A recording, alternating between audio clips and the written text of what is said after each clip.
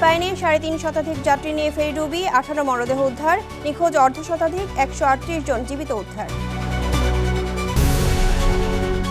যুক্তরাষ্ট্রে আইসিই সদস্যের গুলিতে নিহতের ঘটনায় দেশজুড়ে তীব্র প্রতিবাদ, ট্রাম্প প্রশাসনের কড়াকড়ি নিয়ে জন অসন্তোষ।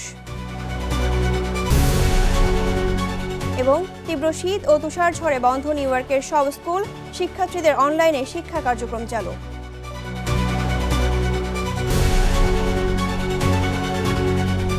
বিশ্বজুড়ে ঘটে যাওয়া দিনের গুরুত্বপূর্ণ ঘটনাবলী নিয়ে আরটিভির নিয়মিত আয়োজন সারাদিনের বিশ্বে আপনাদের সঙ্গে আছি আমি আম্বিনিফা।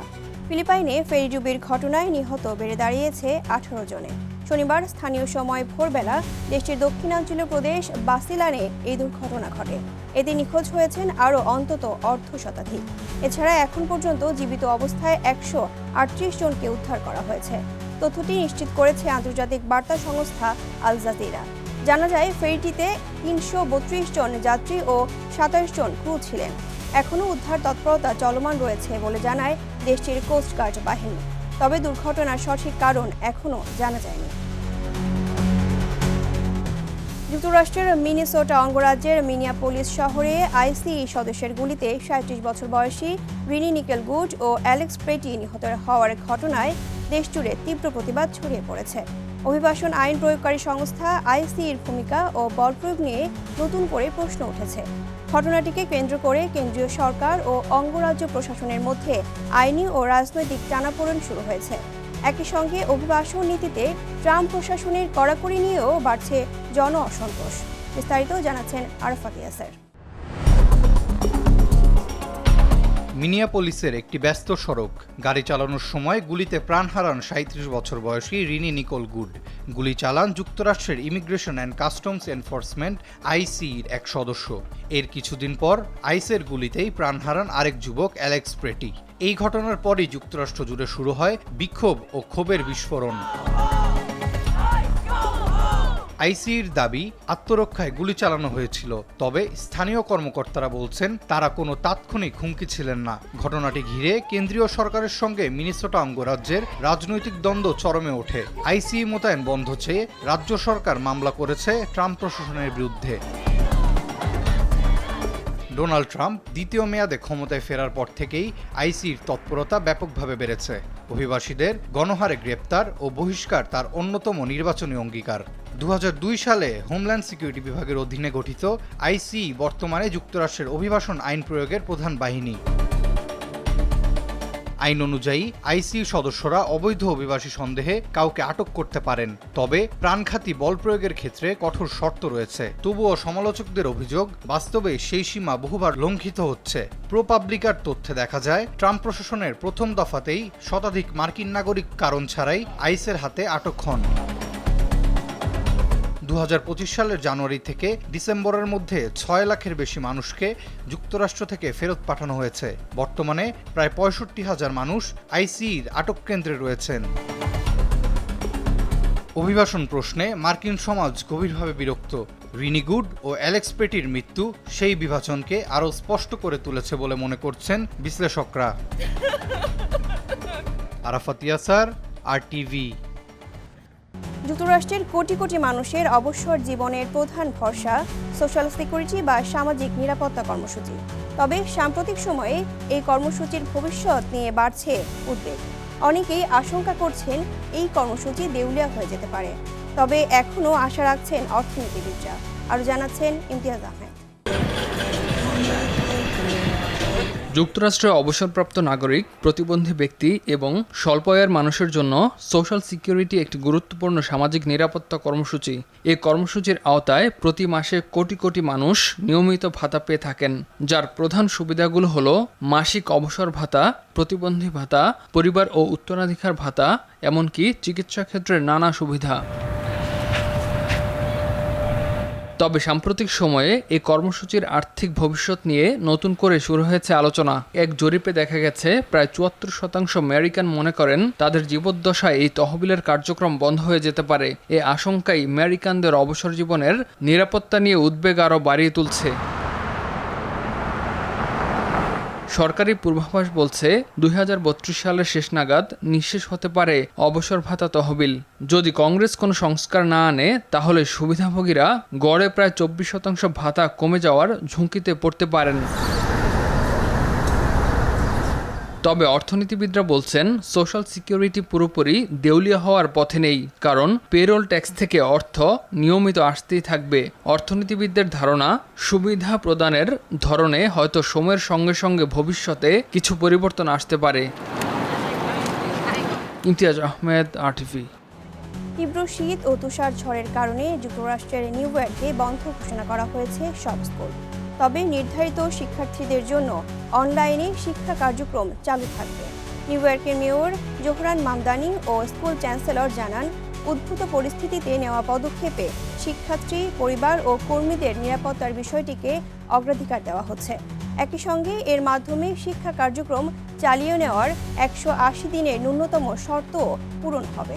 সব পোস্ট টু স্কুল প্রোগ্রাম, প্রাপ্তবয়স্ক শিক্ষা এবং অন্যান্য স্কুল ভিত্তিক কার্যক্রমও বাতিল করা হয়েছে। তুষার ঝড়ের সময় কিছু স্কুল ওয়ার্মিং সেন্টার হিসেবে ব্যবহৃত হবে।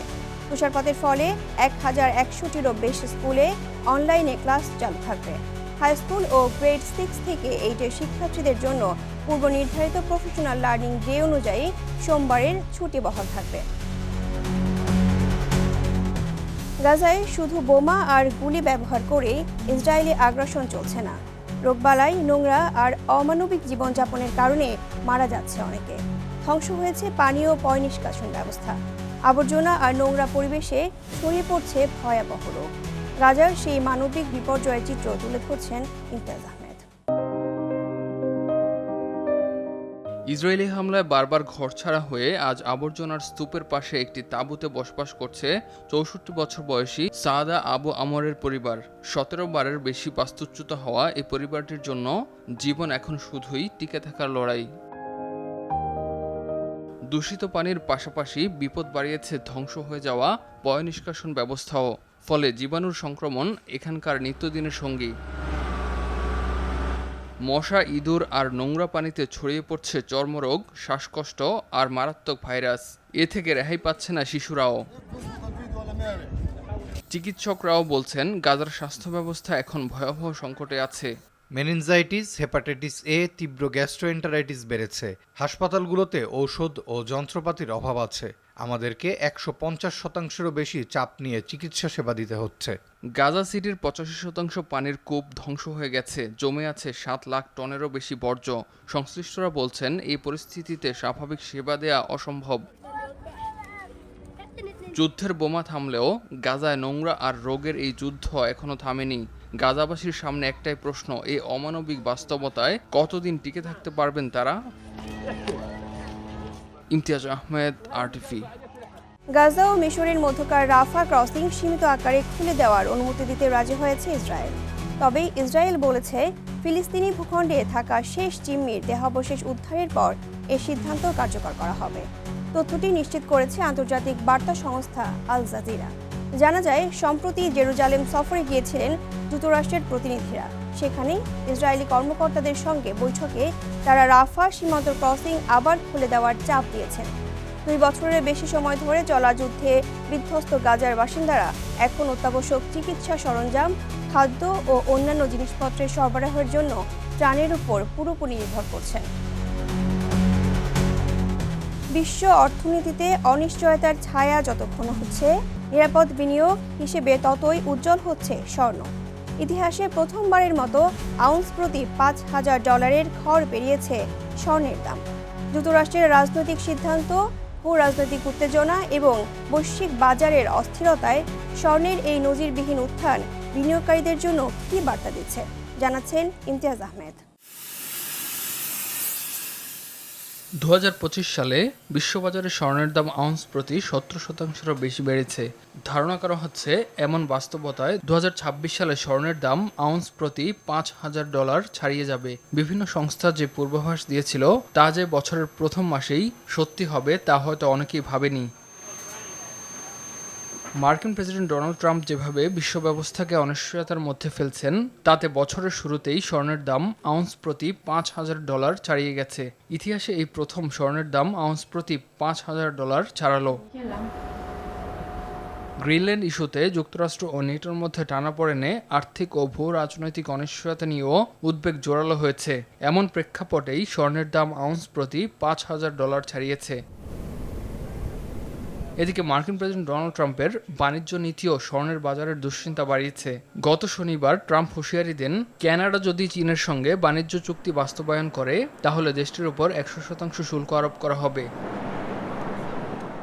অনিশ্চয়তার সময়টাতে সাধারণত বিনিয়োগকারীরা স্বর্ণ ও অন্যান্য মূল্যবান ধাতুকে নিরাপদ আশ্রয় হিসেবে গণ্য করেন। তাই গত শুক্রবার প্রথমবারের মতো রূপার দাম আউন্স প্রতি $100 ছাড়িয়ে যায়। গত বছর রূপার দাম প্রায় 150% পর্যন্ত বৃদ্ধি পায়। সে ধারাবাহিকতায় নতুন বছরেও বাড়ে রূপার দাম।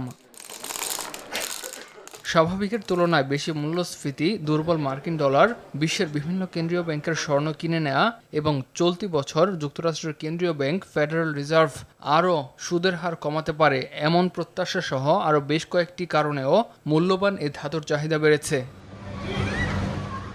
রাশিয়া ইউক্রেন যুদ্ধ ও গাজা ইসরায়েলি আগ্রাসন, ভেনেজুয়েলার প্রেসিডেন্ট নিকোলাস মাদুরোকে যুক্তরাষ্ট্রের তুলে নিয়ে আসা, এসব কারণেও স্বর্ণের দাম বাড়তে পারে বলে মত সংশ্লিষ্টদের। বাজারে যে জিনিস যত কম পাওয়া যায় তার প্রতি মানুষের আকর্ষণ বরাবরই বেশি। বিশ্ব স্বর্ণ কাউন্সিলের তথ্য বলছে, এ পর্যন্ত প্রায় 2,16,265 টন স্বর্ণ উত্তোলন করা হয়েছে। এর বড় অংশই 1950 সালের পর উত্তোলন করা হয়, যা দিয়ে 3 থেকে 4টি অলিম্পিক আকারের সুইমিং পুল ভরানো সম্ভব। মার্কিন ভূতাত্ত্বিক জরিপ সংস্থা ইউএস জিওলজিক্যাল সার্ভে বলছে, ভূগর্ভস্থ মজুদ থেকে আরও প্রায় 64,000 টন স্বর্ণ উত্তোলনের সম্ভাবনা রয়েছে। তবে আগামী কয়েক বছরে স্বর্ণের সরবরাহের গতি স্থিতিশীল হয়ে আসতে পারে বলে পূর্বাভাস দেওয়া হচ্ছে, কিন্তু অনিশ্চয়তা যেভাবে বাড়ছে তাতে স্বর্ণের দাম আরও বাড়বে বলেই ধারণা করা হচ্ছে। বিশেষজ্ঞরা বলছেন, ভূ রাজনৈতিক উত্তেজনা, বাণিজ্য যুদ্ধের শঙ্কা এবং বৈশ্বিক অর্থনৈতিক অনিশ্চয়তা অব্যাহত থাকলে স্বর্ণের বাজারে ঊর্ধ্বমুখী চাপ আরও বাড়তে পারে। তাই ধারণা করা হচ্ছে, বিনিয়োগকারীদের কাছে নিরাপদ আশ্রয় হিসেবে আগামী দিনগুলোতে স্বর্ণের গুরুত্ব আরও শক্তিশালী হবে। ইমতিয়াজ আহমেদ, RTV। কোনো ধরনের রশি ও নিরাপত্তা সরঞ্জাম ছাড়াই 101 তলা ভবনের চূড়া আরোহণ করেন মার্কিন পর্বতারোহী অ্যালেক্স হনল্ড। রবিবার তাইওয়ানের রাজধানীতে তাইপেই বিশ্বের অন্যতম এই উঁচু ভবনের আরোহণ করতে তার সময় লাগে 91 মিনিট। এমন ঘটনা দেখতে ভিড় করেন তাইওয়ানের সাধারণ জনতা। বিস্তারিত জানাচ্ছেন আব্দুল মালিক। 2004 থেকে 2010 সাল পর্যন্ত বিশ্বের সবচেয়ে উঁচু ভবন ছিল তাইওয়ানের তাইপ টাওয়ার। এবারে বিশ্বের সে অন্যতম উঁচু 101 তলা ভবন কোনোরকম নিরাপত্তা জাল, এমনকি রশি ছাড়াই আরোহণ করলেন মার্কিন এক পর্বতারোহী। অ্যালেক্স হনল্ড নামের 40 বছর বয়সী এই নির্ভীক আরোহীর ভবনটির চূড়ায় পৌঁছতে সময় লাগে মাত্র 91 মিনিট। অভিযানের পর তিনি সাংবাদিকদের বলেন, তাইপ দেখার এটাই সবচেয়ে সুন্দর উপায়। তার এই ব্যতিক্রমী আরোহণ তাইওয়ান জুড়ে ভক্তদের আকর্ষণ করেছে। তার অনেক ভক্তই এই আরোহণ দেখতে রাস্তায় নেমে আসেন। আমি ছোট থেকেই অ্যালেক্সের ভক্ত। আমি জানতাম যে সে তাইওয়ানে আসবে এবং সে 13 বছর ধরে এটির প্রস্তুতি নিচ্ছে।